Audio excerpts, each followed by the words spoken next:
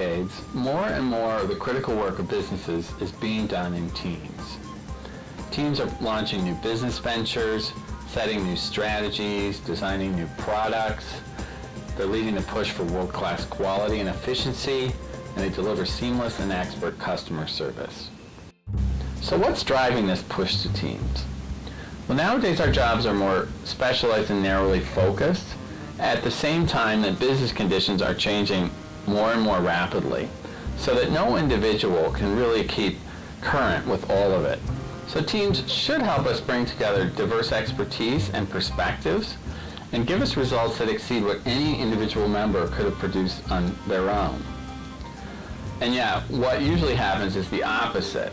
Researchers find that about 80% of teams fail to deliver the hoped-for results, and in fact often perform worse than individual members could have had they just worked on their own. You're a leader in your business, ready to put together a team for a critical task. And you might ask what you can do to make sure that your team becomes one of the 20% that delivers great results. You might ask, who should I choose to lead the team? What kind of people should I choose to be on it? And what do I need to make sure they do, or how should I make sure to support them so they can do their best? If you look for advice on these questions, especially in the business press, you might find the advice confusing, even contradictory. For example, pick your stars, your A players.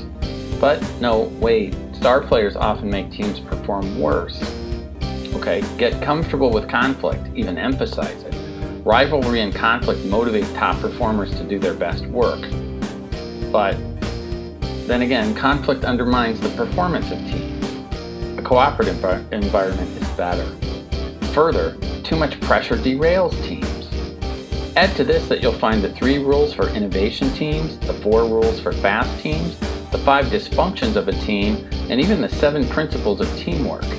You might be tempted to just throw a team together as you've always done and hope for the best. But despite all the conflicting advice that you'll find, there is consensus among organizational researchers about 5 actions that you can take to better set the stage for your team's success.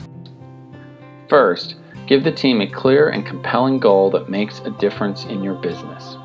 Second, make sure it's a well-defined team with the time, resources, and organizational support it needs to do its work. Third, pick the right people, good performers with strong interpersonal skills. Fourth, provide expert coaching to ensure that the members know how to work effectively in a team. Finally, and most importantly, promote psychological safety both within the team and within the organization around it. To start, you need to give the team a goal that's clear and compelling, something that's going to make a big difference to the business, such as a new strategy or figuring out a better way to serve customers. And just as importantly as giving a clear goal, it's important to not tell the team how to accomplish that goal. The most motivationally engaging and energizing statements of direction or purpose are those that express unambiguously and authoritatively where we are going to go, that is the mountain that we are going to climb, and the leaders of these teams are equally insistent about not specifying the details of the means by which we get there. The second action is to make sure that the team is well defined, such as who's on it and how long they'll work together. We don't want to have too many members. Usually less than 10 is considered ideal. We're interdependent for some common purpose for which the collective is responsible. We're interdependent. We know who we are. We're bounded.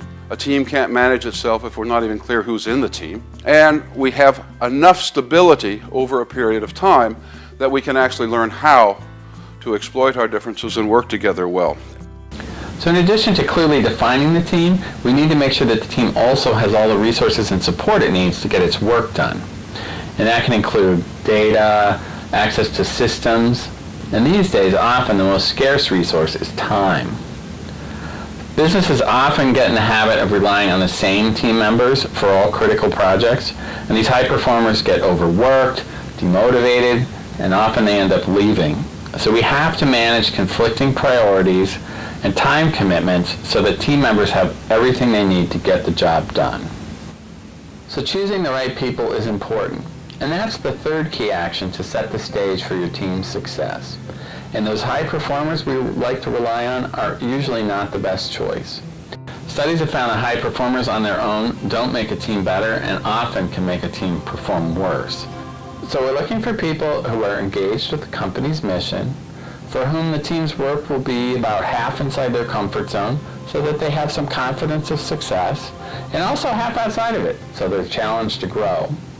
When you combine that mission with the opportunity for growth and mastery, and further with the autonomy that the team will be working within, you have the three key elements, purpose, mastery, and autonomy, that researchers find are key to motivating employees.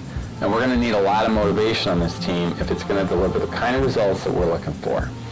So teaming calls for interpersonal skills, for curiosity, for empathy, as part of an emotional intelligence, the ability to feel another person's perspective and take that seriously.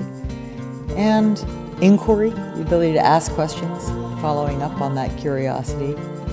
And I think passion and energy, commitment to, this is a hard way to work, really. It's not easy. So in order to be willing to do this and to be willing to get better and better at it, I have to care deeply about the work and the purpose of our organization.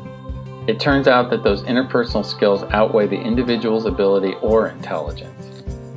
We measured a number of things about the individual team members themselves, including their intelligence, their personality, and the typical factors were not predictive of collective intelligence. One thing that was predictive was the social sensitivity of the members of the team. Social sensitivity is a feature that is related to social intelligence. In this case, our test was examining the degree to which people can read the facial expressions of others and make attributions about what they're thinking and feeling.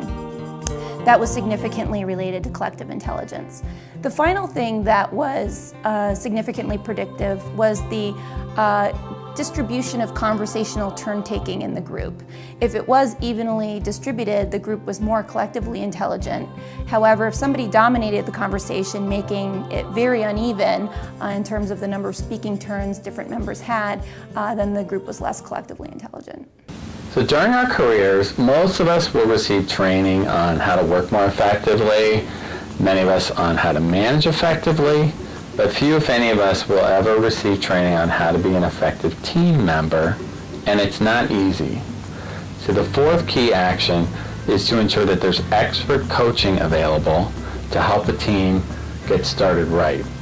So we have to understand that good process around important issues or decisions does not happen naturally.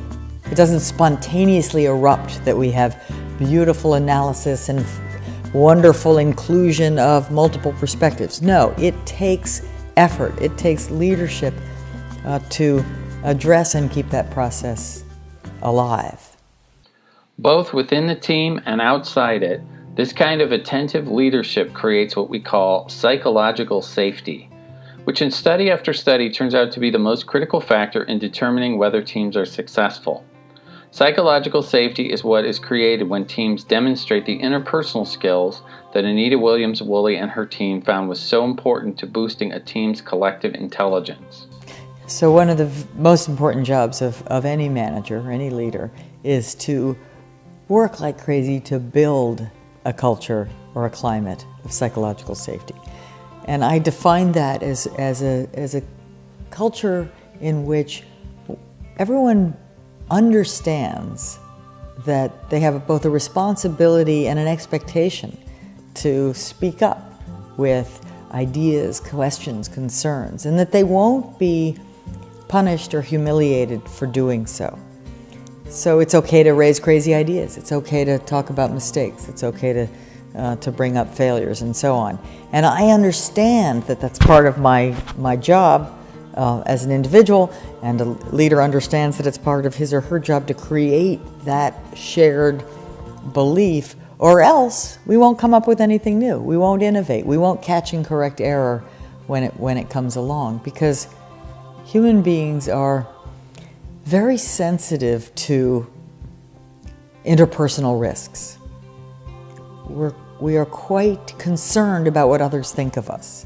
And so the natural fallback position is that I want you to think well of me, so I'm not going to say something I think might make me look stupid or incompetent or intrusive or any other negative attribute.